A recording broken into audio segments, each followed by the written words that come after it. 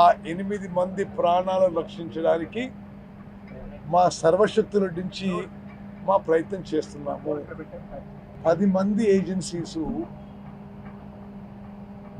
అదేవిధంగా ఇక్కడున్న పనిచేస్తున్న యువ అధికారులు, జిల్లా కలెక్టర్, జిల్లా ఎస్పీ కూడా చాలా కష్టపడి రాత్రి పగలు కష్టపడుతున్నారు.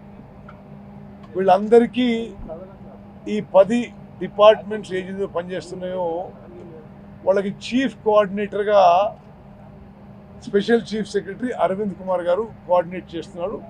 ప్రభుత్వం నుంచి మేము కోఆర్డినేట్ చేస్తున్నాం. ఎప్పటికప్పుడు ముఖ్యమంత్రి గారు ఈ విషయంలో తెలుసుకుంటూ వారి యొక్క గైడెన్స్ అడ్వైస్ కూడా ఇవ్వడం జరుగుతుంది.